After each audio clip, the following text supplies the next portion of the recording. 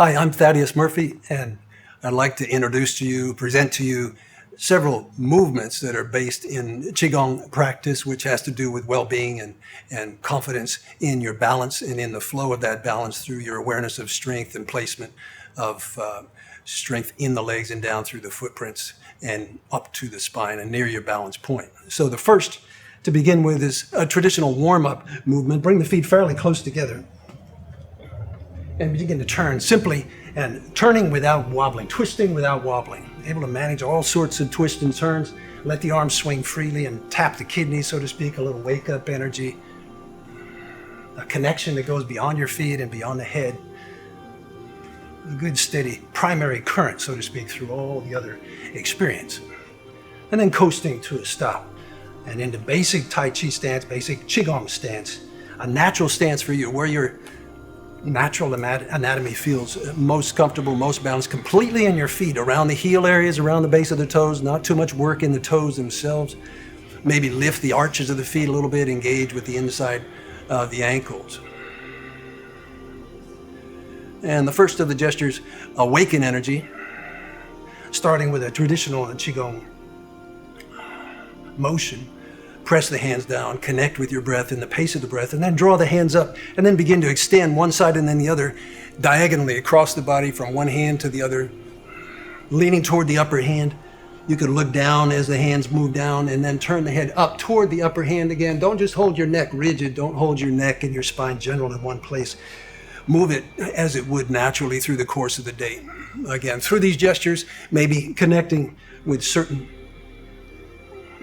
typical movements, daily movements again, and getting more confidence, more tissue memory as it relates to those movements, and more continuous memory through the body, more of an awareness of your balance point.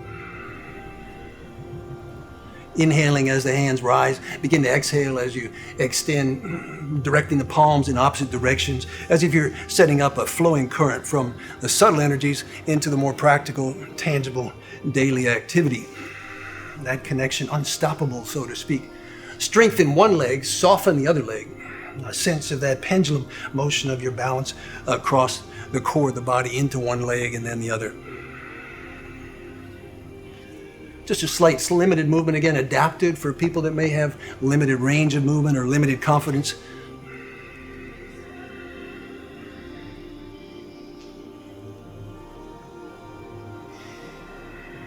And then closing. Bring the hands down, palms facing the ground and grounding. And then turn the hands inward, the second movement, like a rising in the beginning of the day.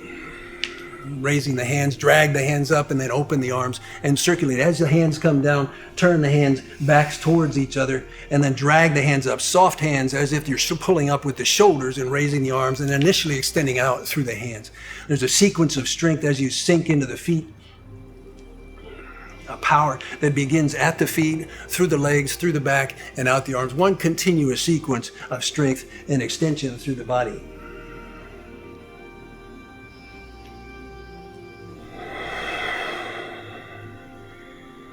Each time turning the backs of the hands to each other, and in that way, again, expressing more range that you have inherently in the body, innately in the body again, and remembering that range in the body. Often our range of motion, our patterns of position are limited. The circulation becomes limited, and it's not really natural, normal circulation. More movement, more complete natural circulation instead of limited normal circulation.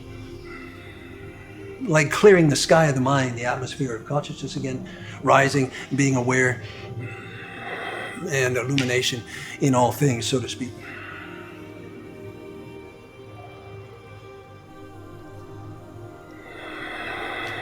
One more time. Arising.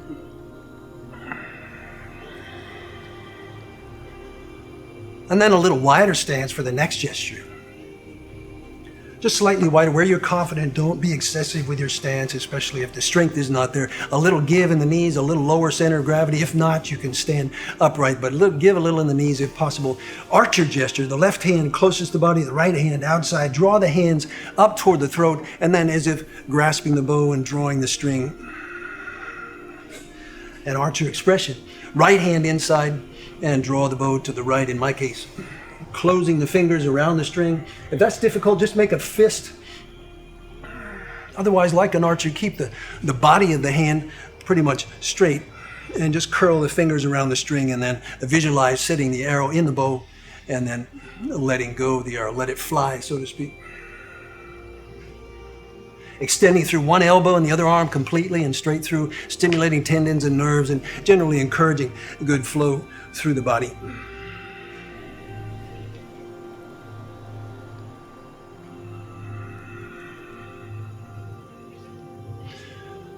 Imagine an arrow reaching its destination. All the preparation to get there. Set the arrow in the bow, draw the string, breathe, continue, of course, to follow the natural pace of your breath.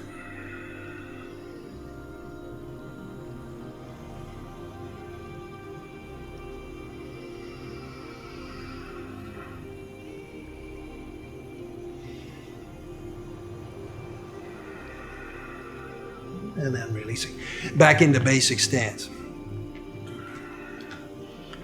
Next gesture is called connecting, an angular step. I'm going to step to one side at a 45-degree angle.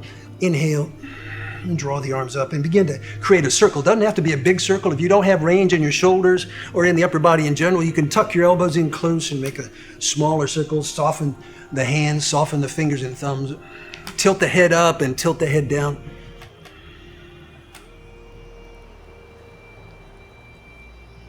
Generally inhaling as the hands come over the top, drawing in a current, so to speak, through the crown of the head, down through the spine, and out through into daily experience. That connection, like connecting chi or life energy in a circuit, heaven's energy and earth's energy here. The individual made up of those sources and making that connection on a consistent basis. Synchronizing your movements forward with the balance and forward with the hands, and then coming back with the hands and back with the balance. Synchronizing, exercising left and right hemispheres of the brain and their connections to motor control in the body. All sorts of benefits.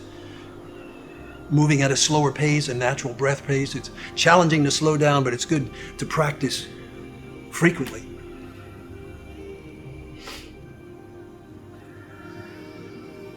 Again, inhaling as the hands come in over the top, and then exhaling as the hands move forward.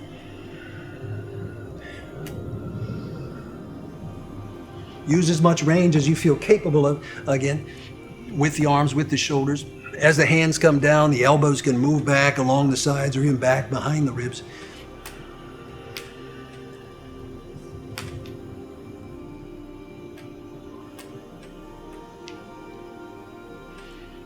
And slowly closing on that side. And then the very same mirror image gesture on the other side.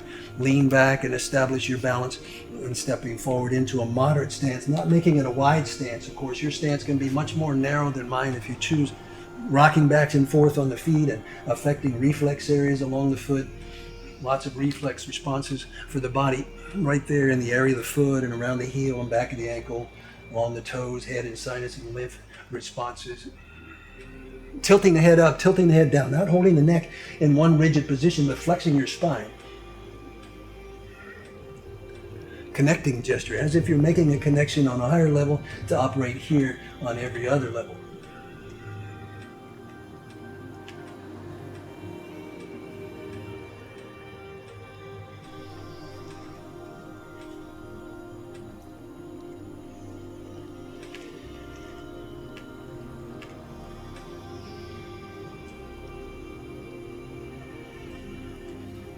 And slowly closing on that side.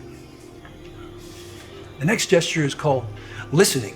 Same general idea with the stances on the left side and then on the right side, on the yin and yang sides of the body, correspondingly in the same mirror images, making an effort to balance energetically the symmetry in the body that's natural and obvious, again, in bone structures, in vessel and nerve fiber, pathways through the body, and organ pairs through the body, symmetry, an antidote, in a sense, for bringing balance. Consider symmetry when you stand and sit and drive, and whether you could realign the body and the flows would be better, and you would benefit from that flow of cells and signals in the body.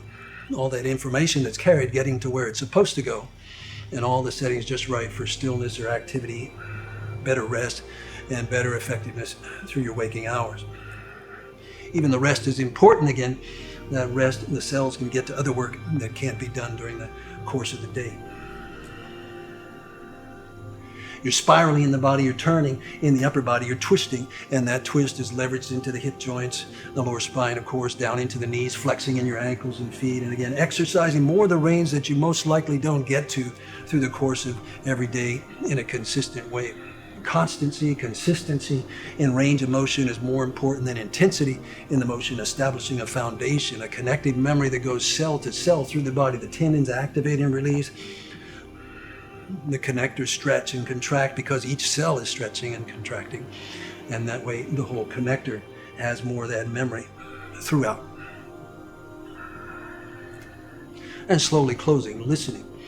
Part of you is always listening. A greater part of, or an equal part of prayer and meditation is the listening part. Same on the other side.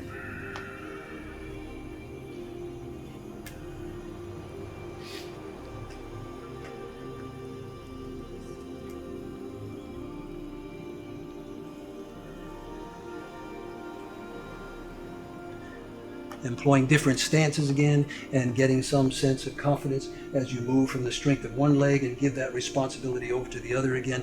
That same idea, one leg strong, the other leg soft and resting right up to the hip joint. Once you're confident in the one leg and the connection of the foot and ankle and knee and that service to your balance, you can soften the other leg. The responsibility goes into one leg, the other leg melts up to the pelvis, up to the hip joint.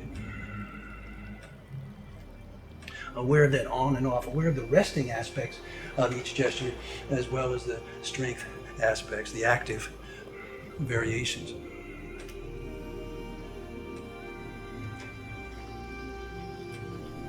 And one more time, listening, a constant factor in your consciousness, and then slowly closing.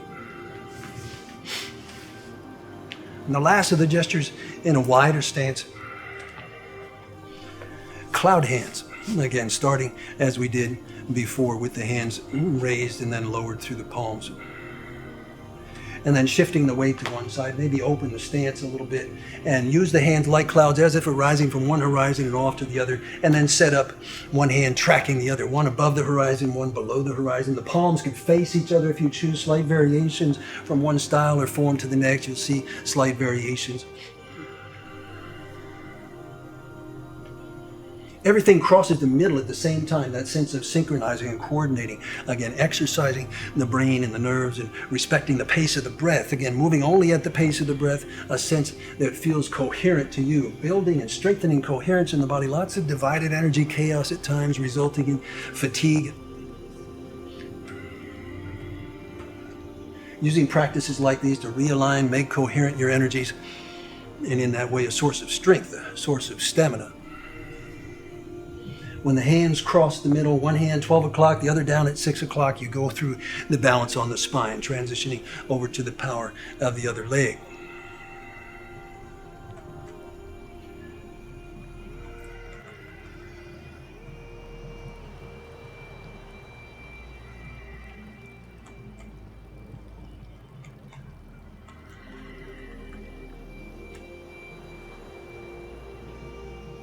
Cloud hands.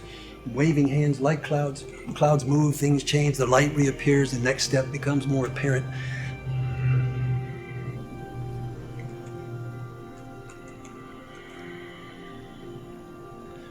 And slowly closing. And that's a short sequence adapted somewhat from traditional gestures.